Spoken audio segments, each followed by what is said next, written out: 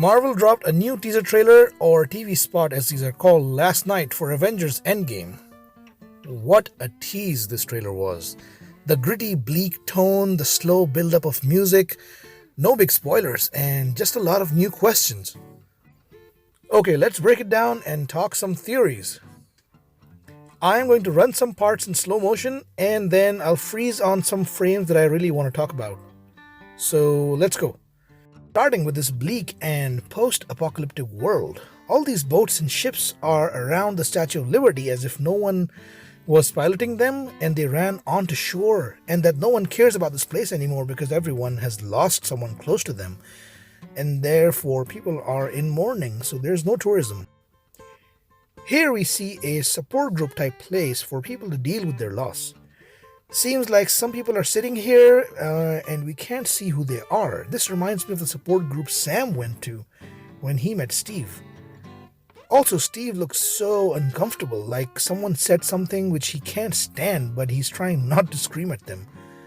Maybe he was asked to join these people to show some support or give them some kind of hope, but he doesn't look like he wants to be here. He wants to do something about it and not just talk about it.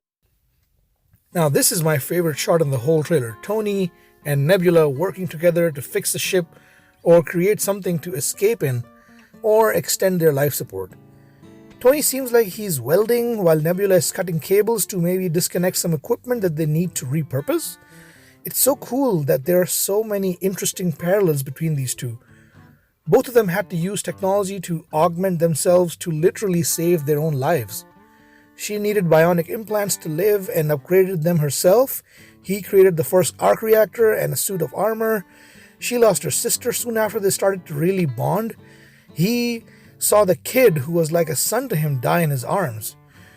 And they're racing against the clock to find out a way to survive here so they can avenge their fallen loved ones. If another character does end up helping them, it would still need these two to fix the ship enough to at least survive long enough, and maybe they will tell each other their backstories and form a new friendship. Now, this scene where the Avengers are walking out into the open looking upwards may just be someone like Secretary Ross landing in a helicopter, but they have surprised looks on their faces, almost astonished looks. This has to be a spaceship with Tony and Nebula, or maybe Captain Marvel's entrance, or it could be a new character like Adam Warlock or Nova making their first appearance. I do believe we will get a new character introduced here, like we got Spidey in Civil War. If they do it really well, no one is going to complain. It just has to fit the narrative and the plot properly. Then some quick cuts of Rocket entering a house or a hut, which I think is connected to another scene that comes up later. Black Widow keeping her skills sharp, Ant-Man and War Machine putting on their helmets, almost as if getting ready to attack someone. This, I think, is connected to the shot earlier where the team was out in the field looking at whoever or whatever is in the sky. I think whoever it is, they land and they make their way into the Avengers headquarters, either with or without the rest of the team. And this that we're seeing is just a knee-jerk reaction from these two, not knowing if this is a friend or a foe. A quick shot of Thor looking distraught and then walking towards this opening, looking out into this valley. This, I think, is connected to the shot of Rocket that we saw before. Everyone seems to think both of them are in Wakanda in this scene, and maybe Rocket is just entering the hut where Bucky lived, looking for his metal arm, but come on, why would they show us scenes of them in Wakanda skulking around? I really think this is Titan 2, where Thanos went at the end of Infinity War. Did these two just go out on a revenge mission on their own to find Thanos? Well, they are suffering from huge losses, and people in such circumstances do make rash decisions.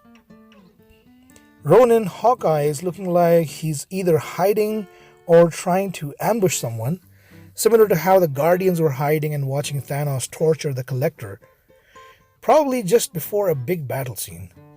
Notice his hair is styled nicely, so this may be a scene from before the snap or before he found out his family is missing. So I think this is actually a flashback scene. Now, Steve's hands are shown to be trembling before he tightens the strap on his shield. This seems like it's probably later during a big battle where they are almost down and out, but he gets up and picks up his shield and faces down the opponent once again, sort of like the "I can do this all day" situation. I wonder if he's shaking because he saw another close friend die. Everyone expects more deaths and permanent deaths in Endgame as contracts are ending and Marvel will want to freshen up the MCU with new characters. Then the final slow walk of purpose, embarking on a mission.